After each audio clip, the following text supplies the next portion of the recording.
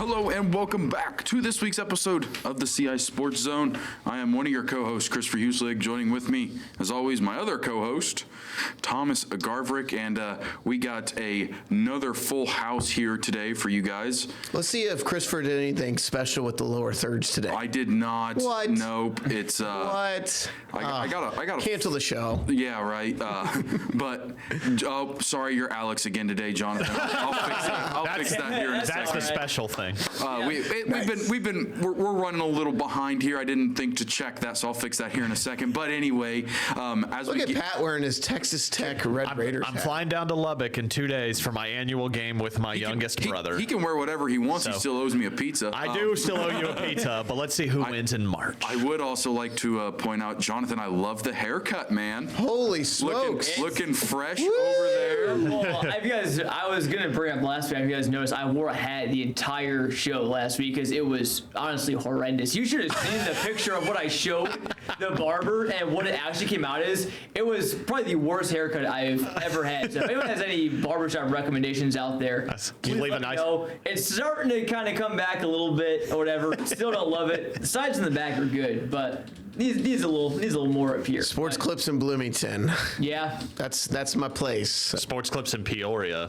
Now they're not my usual hair cutter is on maternity leave, so I've had to make an adjustment. But I mean, I would trust her with cutting my hair on my wedding day. Listen, we could have a whole podcast just about the importance of having a good place to get a haircut at. Hey man, I just got one too. Look at that. Look at that fade. Yeah. But all right. Anyway, guys, we have a lot to talk about today. So we should probably start getting rolling here as we have brackets. Friends, we have brackets. We have brackets. Also, it's that time of the year. I don't remember where it is, but apparently I am playing in the girls' tournament because there's a school named Christopher. So anyway, I think the game. Hey, Christopher, I think the game's being played at West Hancock. Oh no!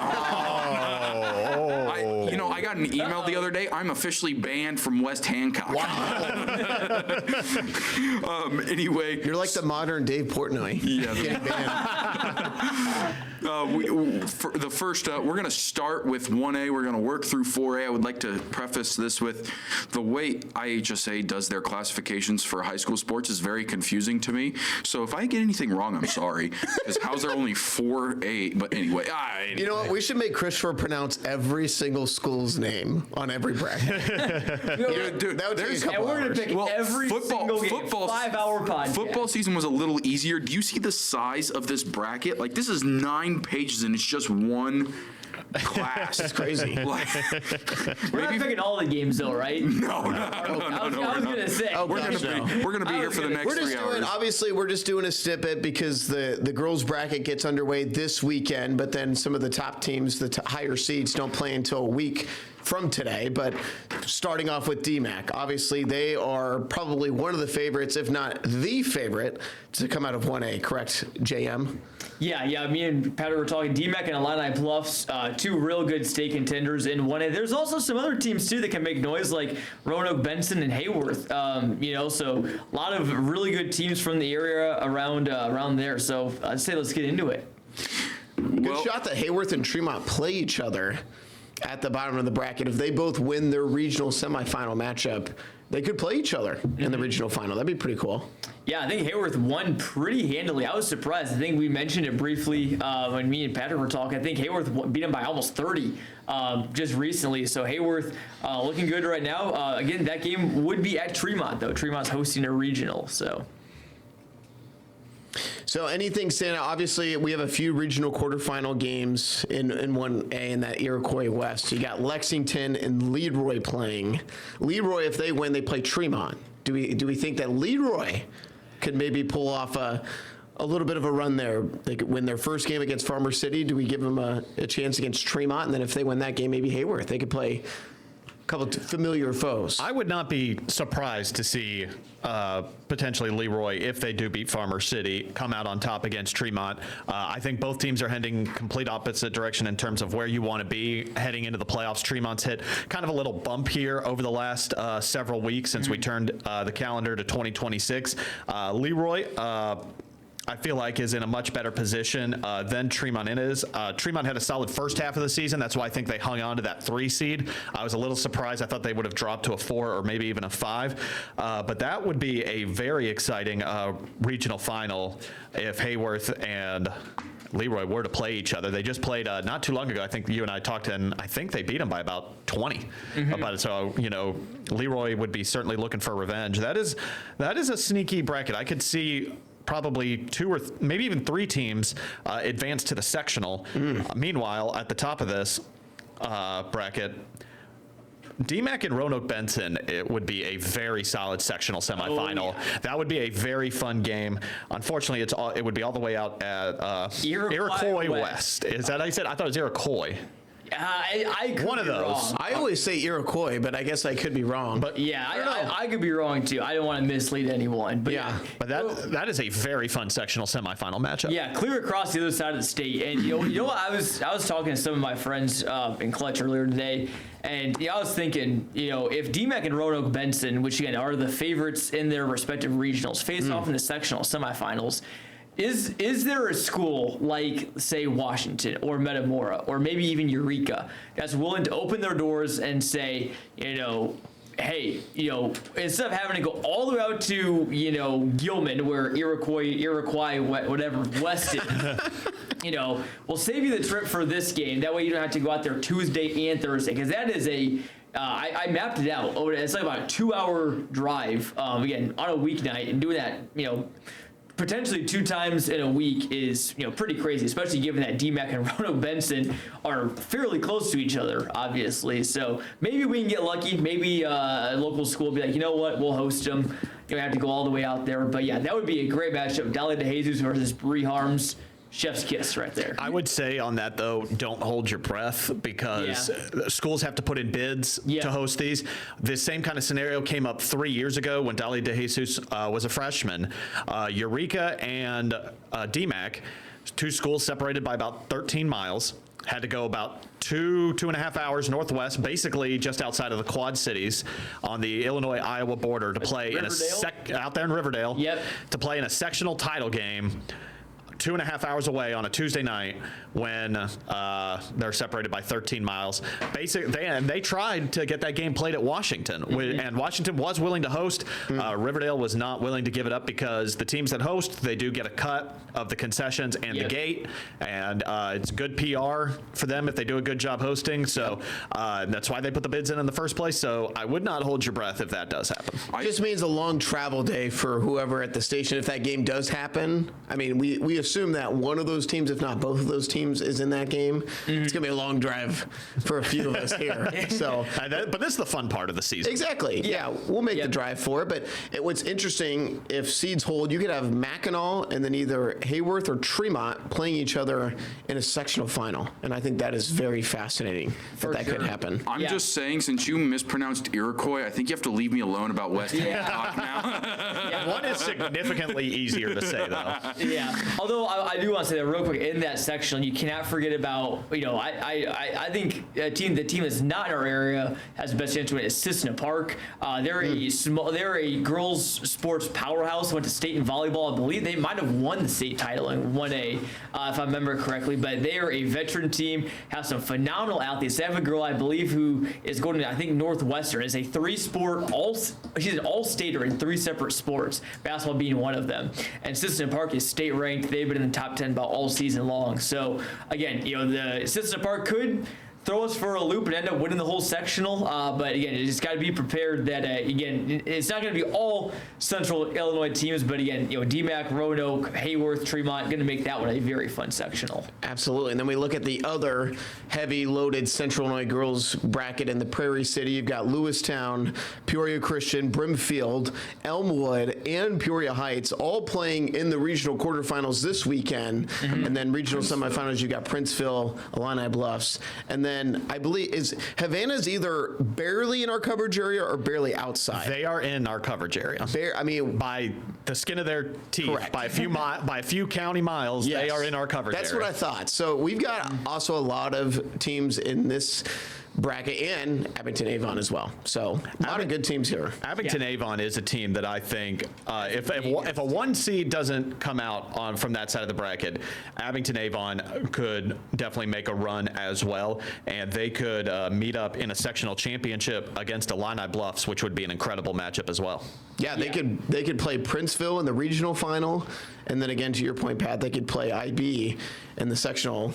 So that would be super fun if we have a bunch of loaded area teams. I know we said this preseason about our girls hoops in this area, that we have a chance to see something really special this year. And these 1A brackets are really shaping out that we're going to see a lot of, rivalry games. We're going to see a lot of teams who know each other well play each other with a lot on the line. So I'm excited for that. Yeah, that 1A sectional is really good. IB, I think, is definitely the heavy favorite on that bottom side. Just for example, they played Princeville. He was having a pretty good season. They played Princeville back in late December, won 64-16. Which was crazy. Havana, again, also a really good team to keep an eye on. They played a close game as DMAC just this past Friday, and IB beat them 41-38. Again, that was all the way back in November, so could be a lot different now, but Liberty also, I believe, is state ranked. Havana is just outside of the top 10. Abington Avon might be my pick to win it right now. Also, Brown County is also state ranked too, so that is one of the most. We talk about that big 3A sectional, which we'll get to in a little bit. Yeah. But that 1A sectional, the Bushnell Prairie City one, is probably the most loaded one in the state for 1A girls. Yeah, so we can go. That pretty much covers our. Is there anything else we want to mention about 1A? Are we cool to move on to 2A here as we move on a little bit? I think we hit it. I'm excited. I haven't seen IB all year. I'll see them for the first time this week. So excited to see them in action. Unless I am wrong, Thomas, here looking at the bracket, it looks like our majority of our 2A girls is in that Macomb. Yes. Macomb region with Downs or Tri-Valley, sorry, Central Catholic, IVC, Farmington. Pontiac is the Eureka. only non-area team. Yeah. Pontiac is in their own little regional there, but. Yeah, we'll touch on Pontiac briefly, but yeah, most of our teams from 2A are in this UHI, Macomb EPG, region. all those, lots of Central Illinois action going on in that Macomb region there. I'll tell you a matchup that I am very much looking forward to here in a potential sectional. I believe this would be the sectional semifinal. IVC Tri-Valley. IVC, we have not talked a lot about this season. They have had a very quiet, successful girls basketball season. Tri-Valley was my dark horse pick last year when me and Jonathan kind of went back and forth on some superlative awards. They were my pick to pull off a couple upsets. They got tripped up in the first or second round, but man, they've had a phenomenal season this year. Won the HOIC tournament.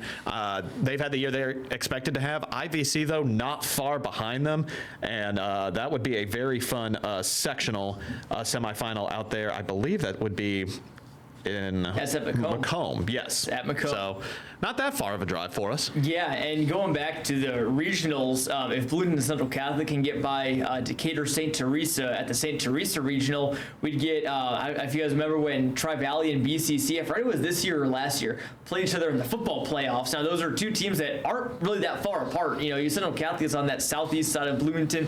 Tri-Valley is obviously kind of down there as well. So, definitely a geographic rivalry, and we could have that in the regional title game against two very good teams. I'll start with Patrick. BCC, one of my kind of dark horses a little bit. IVC get having a great season. They could match up with their most likely matchup if they make the regional title game would be Petersburg Porta down by Springfield. They're always a good team, but really I think we have two phenomenal regional semifinal matchups between Eureka and Manual are playing at a regional at That is Hamilton. West Hancock.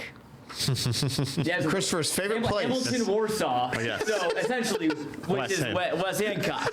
So Eureka and Manual. That is a awesome regional title game. I feel bad that one of those teams will have to lose right off the bat because I think both those teams can make it deep. West Hancock, though, stay ranked. They're going to be the favorite in that regional, so we'll see how Eureka or Manual stacks up. Also, keep an eye on UHI and EPG. That's going to be a fun regional semi against two teams that are playing some pretty good ball lately. Winner of that would most likely face Clinton Clinton's also having a very fun season as well. We talked about how Havana is just barely in our coverage area. Clinton just barely outside of our coverage area. They are only a couple miles over the McLean County, on the opposite side of the McLean County line, south of Bloomington. So they are in Springfield, Champaign's coverage area. They have had a very, very good season, and they will certainly have the confidence of a team. They are definitely the heavy favorites in that El Paso regional. Yeah, I'm excited to see what Eureka can do. I've seen the Hornets a few times. The Edwards twins are as advertised. They're very good. They just had a big win over EPG. I want to say last week is when I shot that game. But yeah, I think EPG could be interesting. To JM's point, I think that game with U-High is going to be good. And I love how many area matchups we have early on in this region. I think that's going to be really, really fun. So we'll see if Farmington and Olympia can get out of their first round matchup. And Farmington would play, I believe, they would play IVC, and Olympia would play Tri-Valley. So that would be a couple more area matchups as well. Yeah, it's a sectional where, I think it's going to be a good kind of litmus test.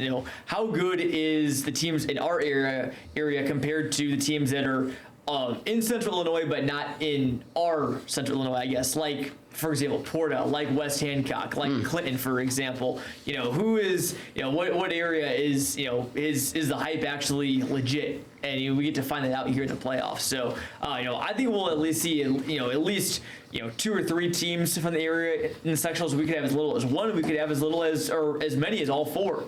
Could be Tri-Valley, IVC, Eureka, and U-High. That'd be awesome. What makes me happy about this for Class 2A is Kurt and I were talking when the season started for girls, and we were like, there is a legit chance. Obviously, it's an outside chance, so a lot of things would have to go right.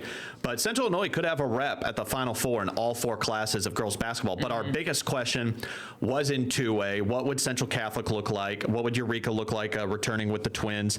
Tri-Valley, could they build off the success that they had last year? And it's great to see that pretty much all of them have come up with really succecul seasons. Eureka has had a couple big wins. I was a little surprised with the 4 seed that they got. I thought they'd be a 3 seed, but I mean, I think any of those 3 or 4 teams could come out of that regional. That should be a lot of fun. Absolutely. Really quickly, and then we'll get to 3A, the Pontiac bracket.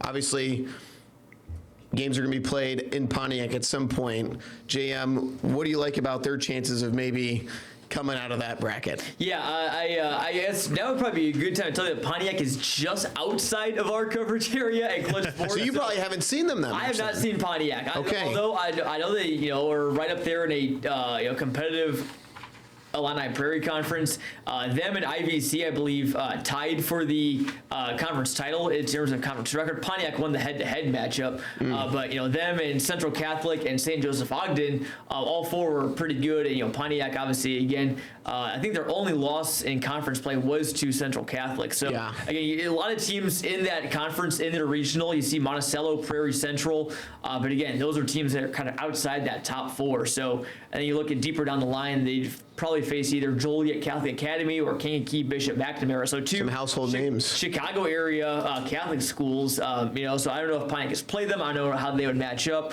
But if they do make it, they would play at their home gym for sectionals. They're the Prairie Central Regional. So that's what I know, at least, or can gather. From Pontiac. You know what? For me, throwing you a curveball like that, I think you crushed it. Well done. Also, I will say about that Pontiac gym, when it is packed and loud, it is an awesome atmosphere. I will never forget that Richwoods Metamora boys sectional title game a couple years ago. Yep. All right, well, pivoting here now a little bit yet again, the one nobody could really wait for. We got 3A basketball. What do we got going on? The bracket we have just been waiting for all season long. The Normal Community West, which, believe it or not, has Normal Community West in it, and then the Galesburg. So we got a couple close areas too that are hosting a lot of local teams. Yeah, I am very happy with the way that this bracket shaped out. I knew what teams were going to be in. Well, obviously, the regional host and the sectional host, but you don't know what the bracket will look like. I am very happy the way this panned out because you have the winner of the Metamora Regional, which has Metamora and 3 non-area teams. that will face the winner of the East Peoria Regional, which is almost all area teams outside of Galesburg. But then on the bottom side, you have the Dunlap Regional, which we're going to get to. I think that one is probably one of the best. And then the LaSalle Peru one, which is all non-area teams. So, I thought that Washington Morton could face off as early as the regional title game. We could have one of those big heavy hitter matches right off the bat. But the way they align the bracket, I think there's a good shot that we will see two local teams in that sectional championship. I didn't know if we're going to have all the non-area teams on one side and then all of the area teams on the other side. It's going to be, Sterling versus Washington, for example. But I think the way that this is set up, we're going to get some good matchups later on. I was at that Galesburg-Morton game a couple of weeks ago. Just an absolute defensive brawl in that game. Very physical game. It felt like a sectional title. You had at the time, the number 1 and 2 teams in the state facing off against each other. One thing I will say about Galesburg, who's another team that's just barely outside of our coverage area, but they are mostly covered by the Quad City stations. But in the one time I got to see them, not only are they great defensively and aggressive, they are a very, very patient offense. They do not care if they only score 35 points a game. They will pass it, and it's the last year you can do this in Illinois high school basketball. They will pass it around the wing for 2 minutes until they get a shot. Normally that lasts about a quarter, and then kids get impatient. They want to score. If you fall behind by 4 or 5, you want the big 3 to cut it down to one possession. They don't care. They will hold the rock as long as possible until they get the shot they want. Discipline. They are a very, very disciplined team. Morton and Washington are as well. And if it's Galesburg and Morton like we think it's going to be for that regional title, that is going to be a knockdown, drag-out fight that's going to feel like a sectional title, not a regional title. Galesburg is a team that I wish was in our coverage area because to all the points Patrick just said, they are very, very good. They beat P&D this year by double digits. And I remember I was at that game, and I got back and I told Kurt that, and Kurt literally was like, that's the first time that P&D has been handled like that in a long time. And to everything Patrick said, I told Kurt, I said, Galesburg outside of Washington, probably the best pure motion passing offense that I've seen, right? It is pretty much, it's your old school, you pass the ball, you cut. And that's what makes Galesburg really good. And so the fact that we're looking at potentially Galesburg and Morton playing each other again in the regional final, that's going to be phenomenal. So, and then there's a good chance that Metamora could face one of those two teams. So I'm really excited to see how this bracket unfolds. Yeah, I'm very high on the Redbirds going into the postseason. Again, you can breathe a little bit of a sigh of relief. They got out of one of the regionals of death. Yeah, obviously, I expect them to move past Streeter in the semifinals. Regional title game would be against either Kankakee or Morris. I think back at the State Farm Holiday Classic, again, this was not Metamora facing Kankakee, but Washington played Kankakee, and again, the K's are having a decent season, but Washington beat them 54-11. And Kankakee is actually receiving votes in the 3A polls. That shows you how good the Mid-Illini is. Kankakee is a good team with a good record, but has not played anywhere near the type of schedule that Metamora and Washington has. So I like Metamora in that game, especially on their home floor and a long road trip for Kankakee. Galesburg, Morton, that's going to be a real grind. Morton's a real grinded out team as well. So that's going to be a great regional final game. And then obviously the Dunlap regional is going to be great as well. We got P&D versus Dunlap, and Patrick, earlier made a lot of great points about why Dunlap can win that game. And unless the unthinkable happens, set up a game with Washington for the regional title. And again, Dunlap and Washington played about a week ago, and Dunlap took them to OT. So again, it's not going to be Washington. It's not going to enter that game as maybe the runaway favorite that some people may think they are. I think they still would be, but I think Dunlap can make that a close game. So yeah, that is where all eyes are going to be in 3A around here, is that Galesburg sectional. Yeah, Dunlap is my dark horse to pull off an upset, maybe even 2. If I had to pick somebody in our coverage area that's not a 1 or a 2 seed, but could pull off some upsets, maybe win a regional, get to a sectional semifinal, Dunlap is my pick for that. The one thing that they don't have, which was shown in the upset that they almost pulled against Morton on Saturday, is they don't have a lot of height, and that they were getting out rebounded all day long by Van Menen and by Paige Selke.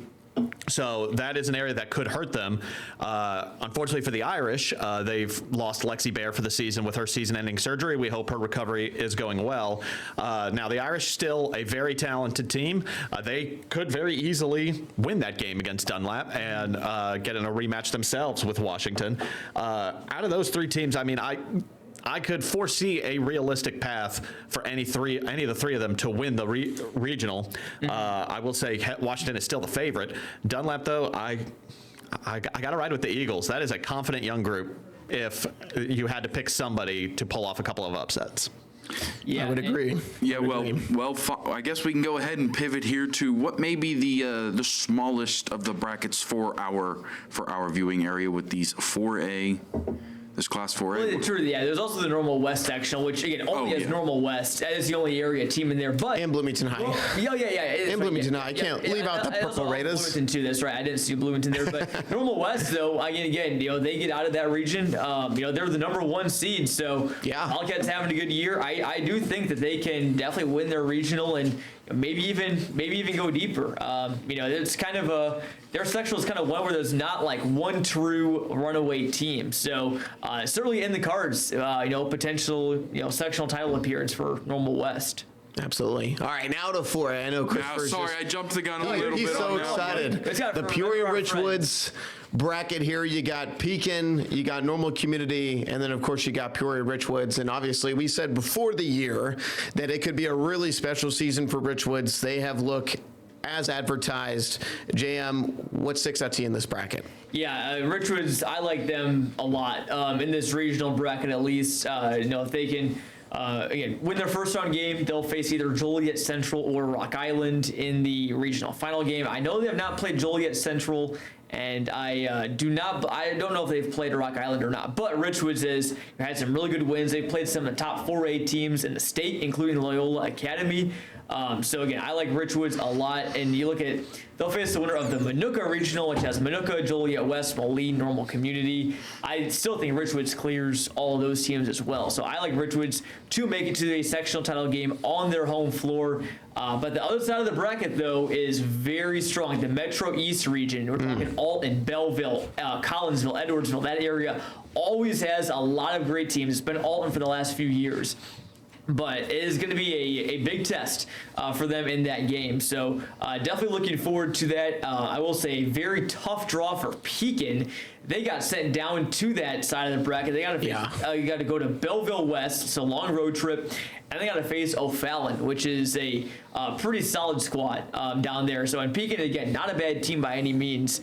So a very tough draw for them. But last year they made that run and went all the way to the sectional title game. So you never know, really, in Class 4A. But I do like Richwoods a lot. Yeah, Richwoods has the ingredients of a team that, we talk about in March Madness, right? For college hoops, they have all the pieces to make a run. They've got great guard play. Kayla Heron has been, I believe it's Kayla Heron, right? Yep.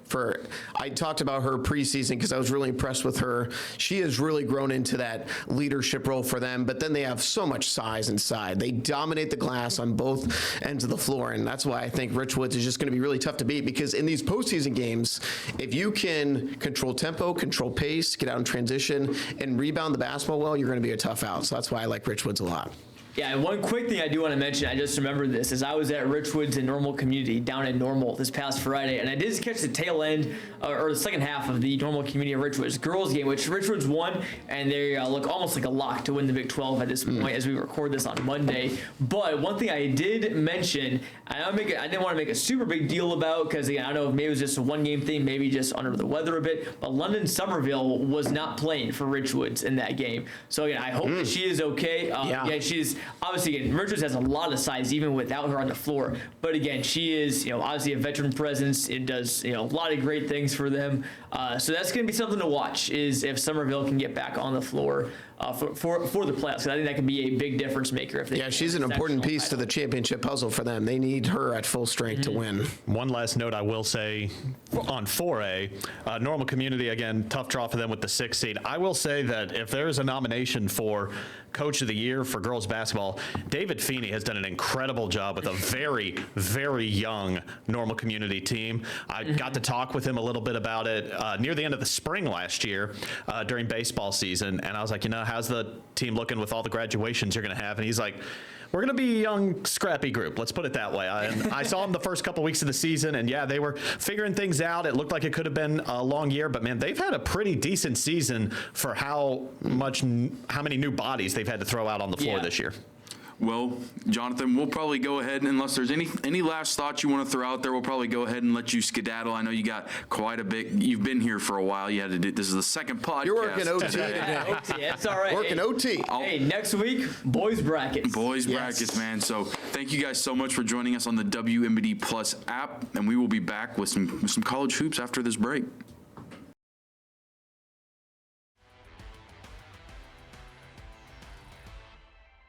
Welcome back to this week's episode of the CI Sports Zone. We just got done with a big episode on some girls' high school hoops brackets. So, joining with me, as always, my co-host, Thomas Garverick. And we got a full slate yet again. We'll talk about the Super Bowl after the next break, but now that the Super Bowl's over, we'll get to it eventually.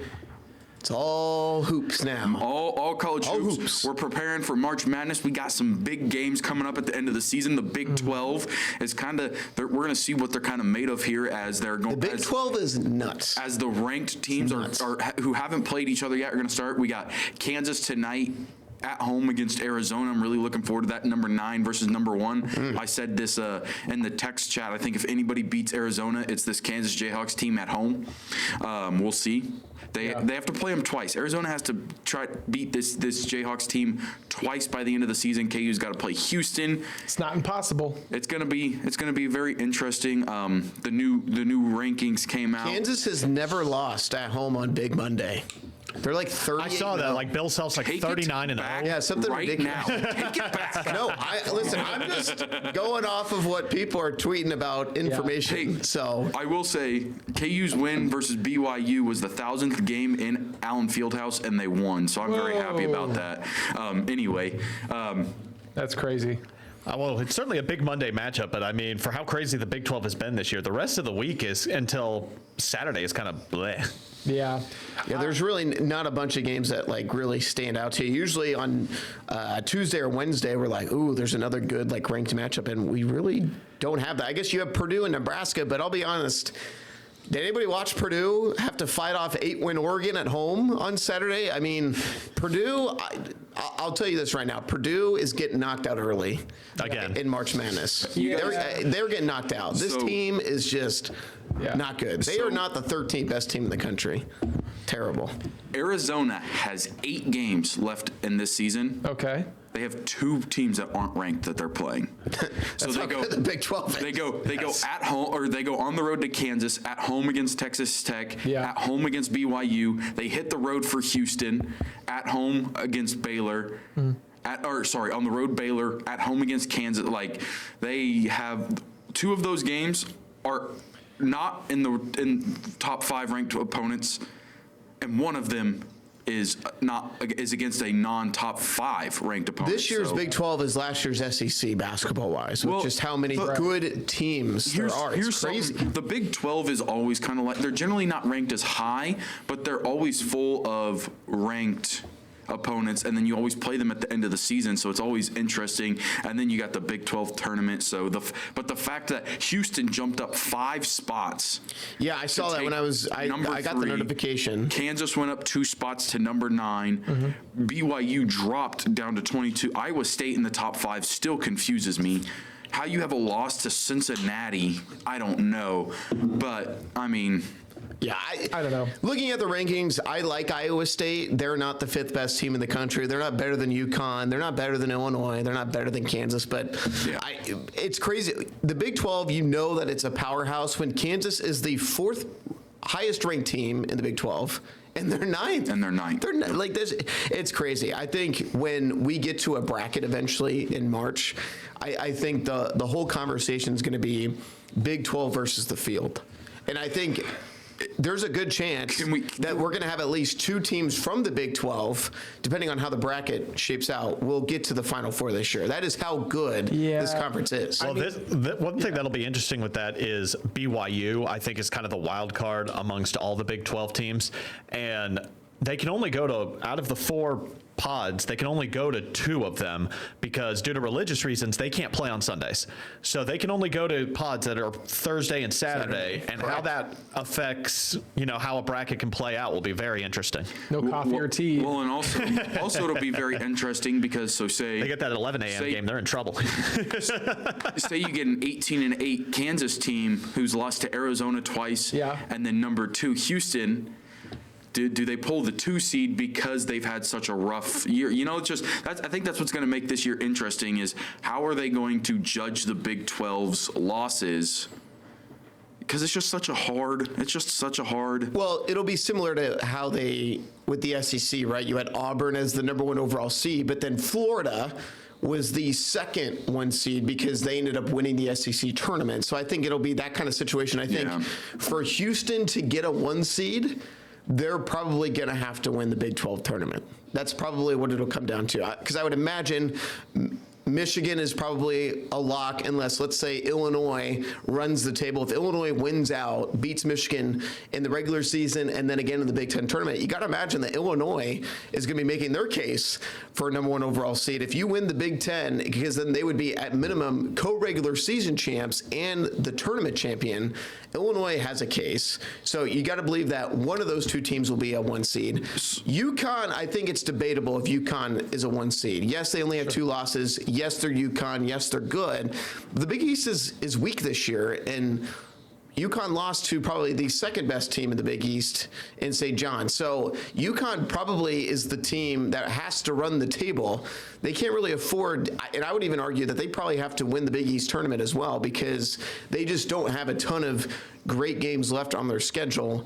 And you might be able to say the same thing about Duke, but Duke's non-conference schedule the better than UConn. So it'll be interesting to see how that shakes out. I think Houston can pull the 1 seed if I think they have to beat. I think the only one of their next games they can lose is to Arizona.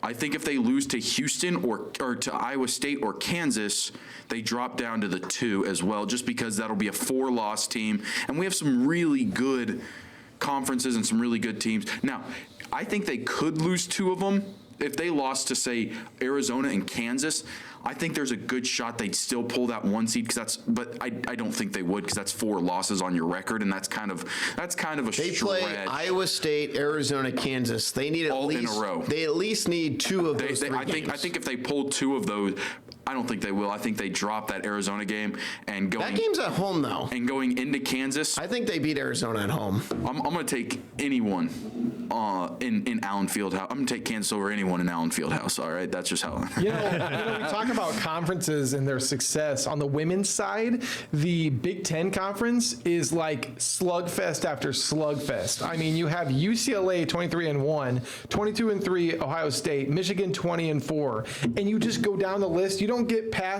to a team that has less than 15 wins until you get down to Wisconsin, which is like 12 teams down, and they still have 13 wins. They're still positive.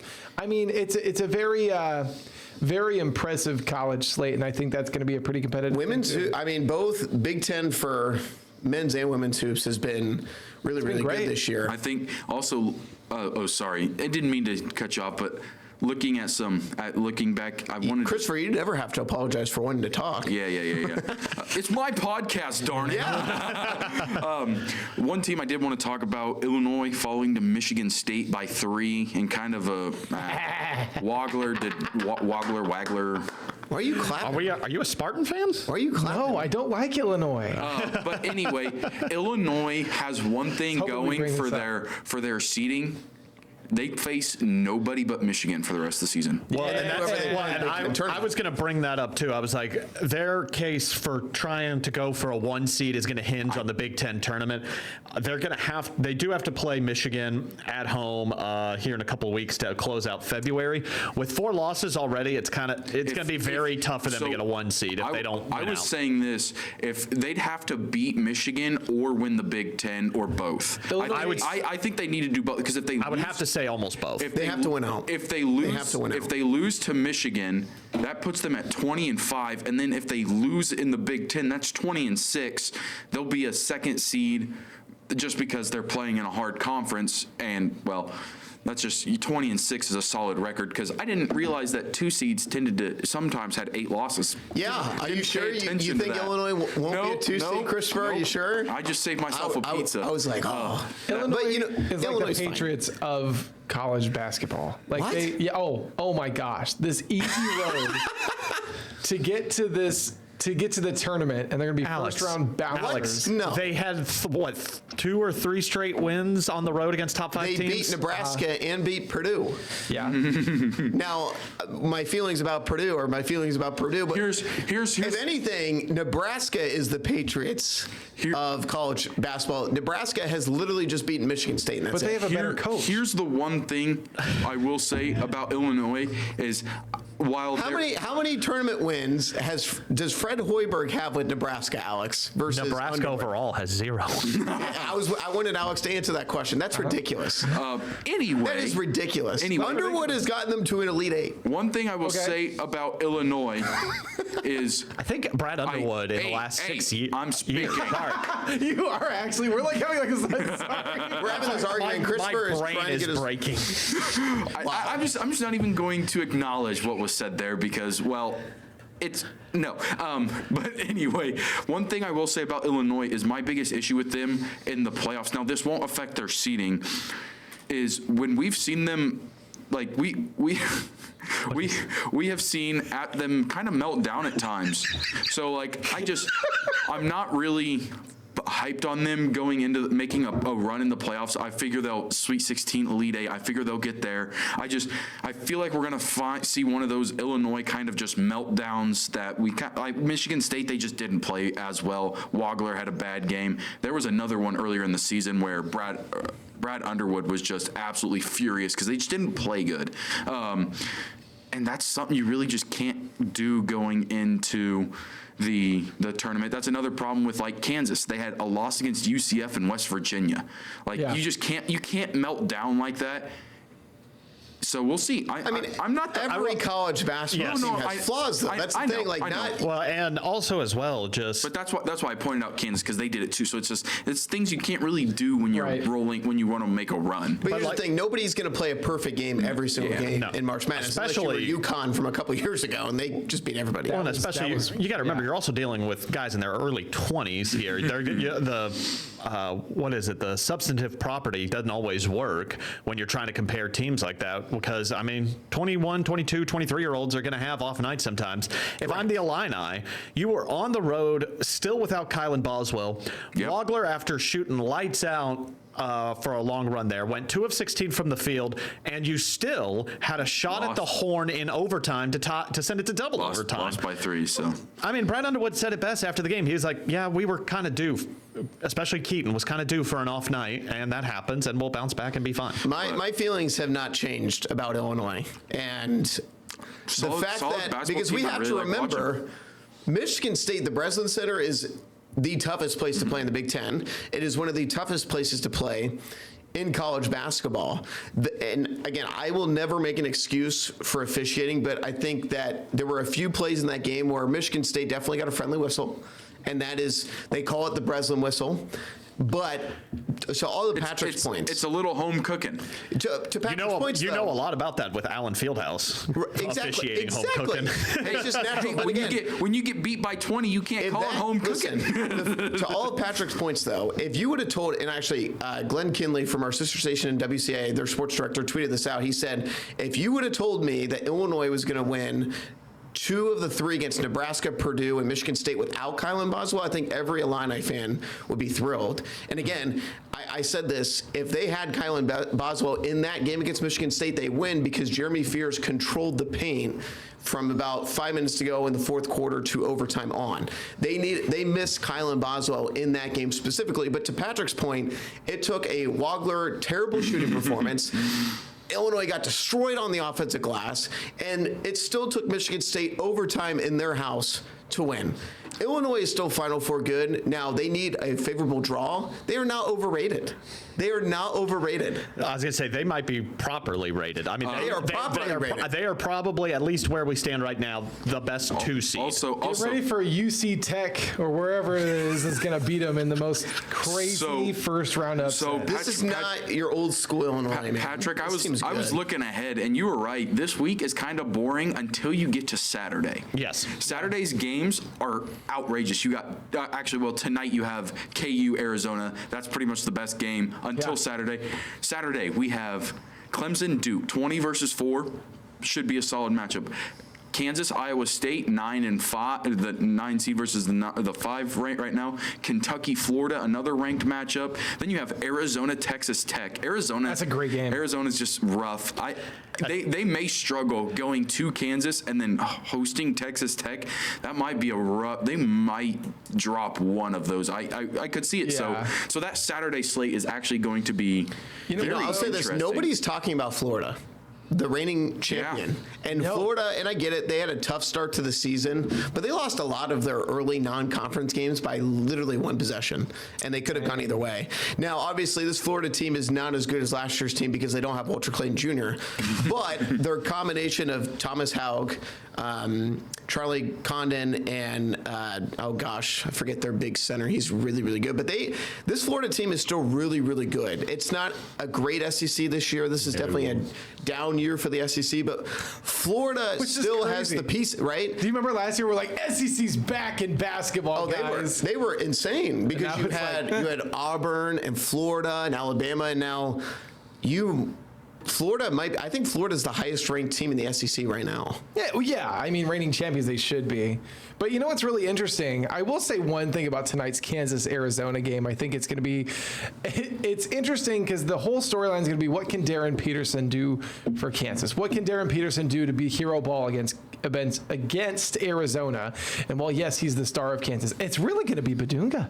I was going to say, I almost disagree with that because for the fact that everyone knows Darren it's not Darren Peterson puts up the points when he plays. That's not the issue. Right. I think the talk about it is what's Melvin Council Jr. going to do? Yep. What's Bryson Tiller going to do? And what's Flory Badunga? Makes me laugh And every time. then Kansas sucks coming off the bench this season. But Darren Peterson does not suck playing off ball. Cole Rosario just hasn't really done much. So I don't know. I'm excited to see. I know that Arizona, I mean, obviously they are a quote unquote blue blood program, right? You know, like they've always been very, very good in basketball. I know Tommy Lloyd hasn't gotten this group over the hump, but this team's really good. I'm is excited. very good. They are as advertised as a 1 seed. Like if they were, like, for example, if they had this roster and let's say their name said UConn or Duke or Kansas, Oh my gosh.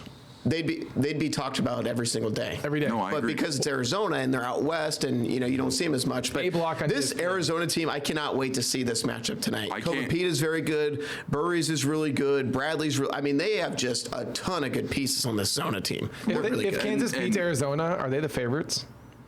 Do we? I think call them Kansas, the favorite? I think Zona is already the favorite, but I love Houston. I talk about Houston probably every segment. Here's But the thing. I love Flemings and I love Sneak and I love what this Houston team. I think Houston Zona. I want to see that matchup. I think those are the two. I don't think you favorites. can lose a game in Allen Fieldhouse and then just people like count you out for that. Like, let's be one of the one for up until 2 or 3 years ago, Bill Self had more Big 12 championships than losses in Allen Fieldhouse. Right. So I even if Arizona loses tonight, even when Arizona loses tonight, because Kansas is going to get it done, but Arizona will still be the number 1 in the country, and they're still going to be, in my eyes, the best team in the country. I mean, the Elite Eight That's coming from a Kansas.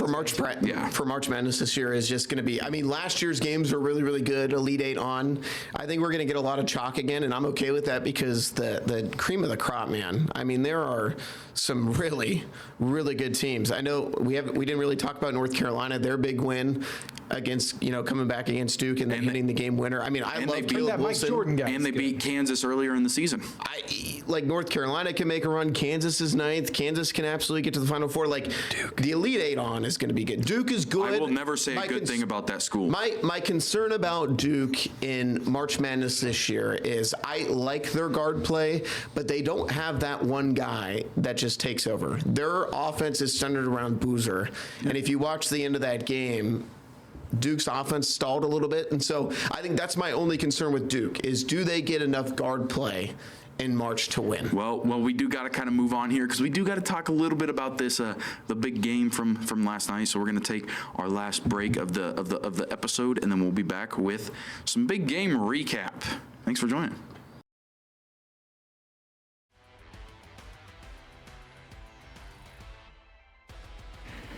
Hello, and, hit the wrong button. Hello, and welcome back to the CI Sports Zone. I'm Christopher Huselig. Joining with me is pretty much everyone. Thomas Garverick, my co-host. Our entire station. Alex Berger, and Patrick Michael Cunningham III. So, guys, big game was yesterday. Great defensive performance by the Seahawks. Here's how I rank this game. It was a great defensive performance by the Seahawks. That was your kind of game, Christopher. The Patriots secondary played very well. Yep.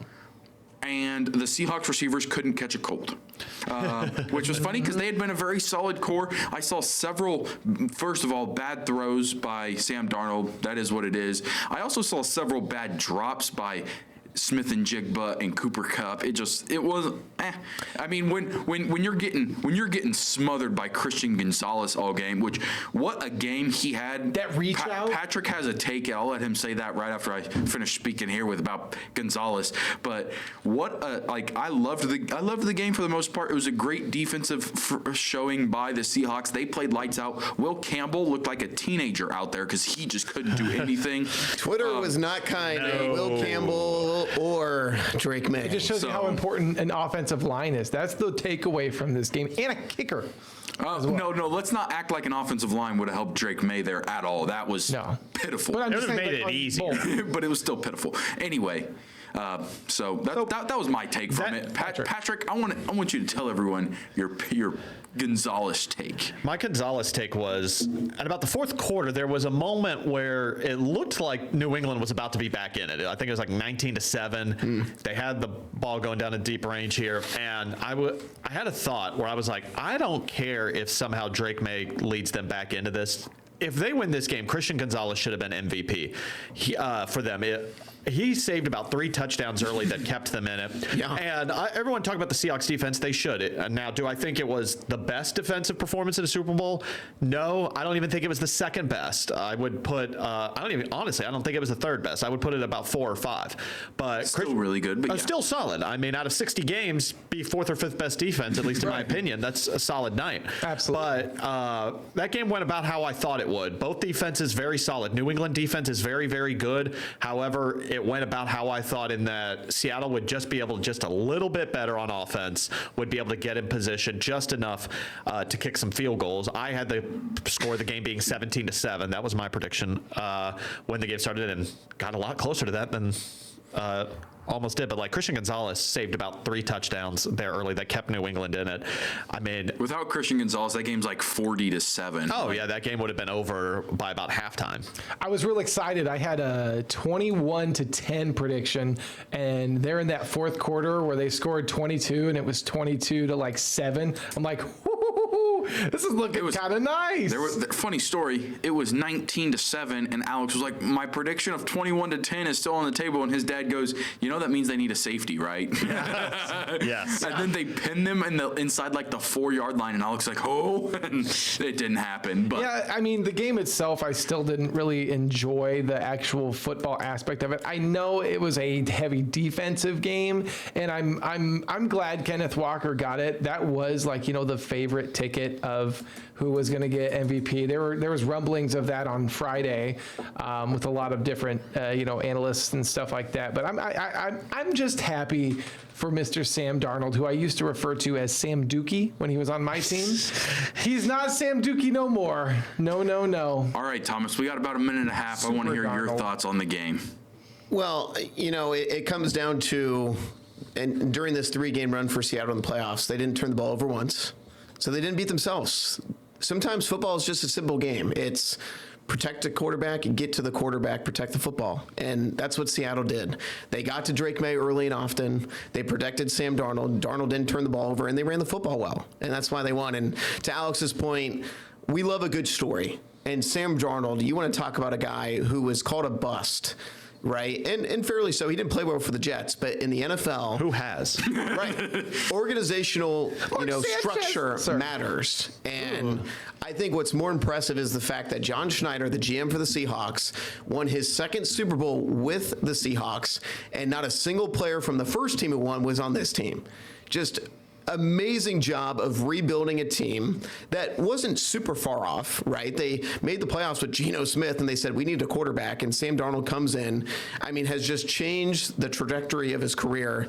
Hats off to him. Mike McDonald's great, and He's I on the love it. short list now. Mike McDonald has to be on the short list. He's 38 years old, and Seattle's not going anywhere. So Exactly. really happy for them. Drake May's only 22, but again, will they be back? We don't know. It's the NFL. It's hard to get back there, but I think Drake May and the Patriots are going to be fine, but it was a tough game for him. Well, unfortunately, we're out of time here. We could probably talk about this for another 3 hours if we really wanted to, and we probably will be talking about it for another 3 hours. But thank you guys so much for joining us on the WMBD Plus app, and we'll be back next week.